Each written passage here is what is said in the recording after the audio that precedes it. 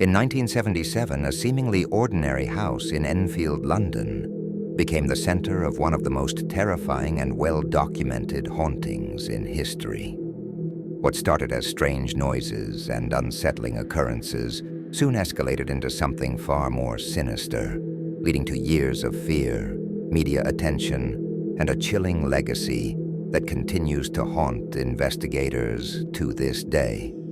The Hodgson family, single mother Peggy and her 4 children, moved into a modest council house on Green Street in Enfield. Everything seemed normal until one August night, when 11-year-old Janet and her brother started hearing odd knocking sounds coming from the walls.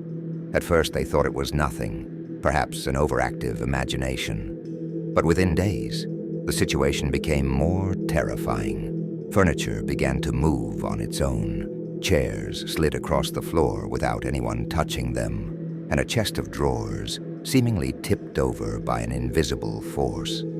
Objects flew through the air, and the eerie knocking sounds continued, growing louder and more frequent.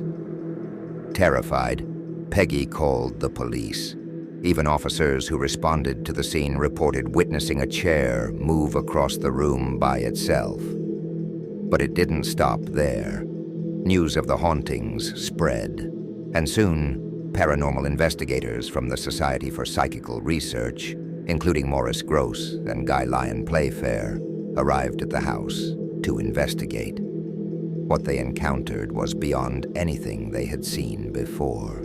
Janet Hodgson, the young girl at the center of the phenomenon, appeared to become the focus of the haunting. She was reportedly thrown across the room by invisible forces, and strange voices began emanating from her mouth, voices that didn't sound like an 11-year-old girl.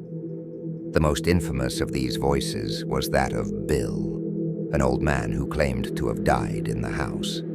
In a gravelly, unnatural tone, Bill would speak through Janet, telling investigators, "Just before I died, I went blind, and then I had a hemorrhage and I fell asleep, and I died in the chair in the corner downstairs."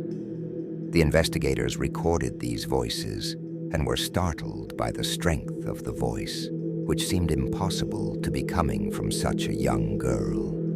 Specialists examined Janet, ruling out the possibility of ventriloquism.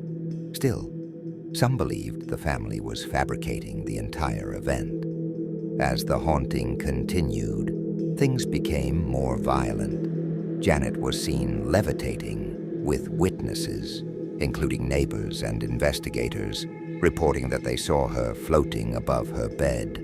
Objects would fly through the air with great force, and a curtain was reportedly wrapped around her neck by an unseen entity.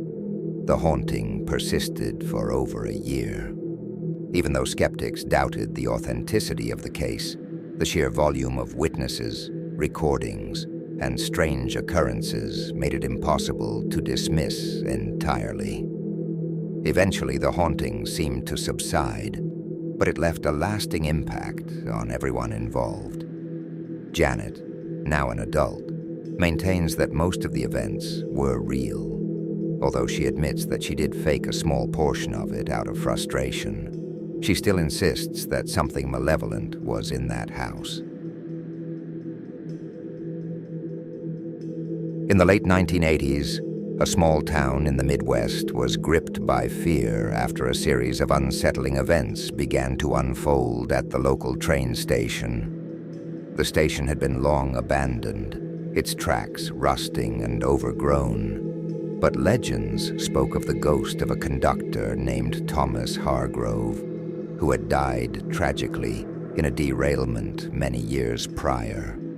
It was said that on foggy nights his spirit could be seen pacing the platform, searching for passengers who never arrived. One particularly eerie night, a group of local teenagers, intrigued by the tales, decided to explore the station. As they wandered through the dilapidated building, they heard the faint sound of a train whistle in the distance, followed by the eerie chugging of a locomotive.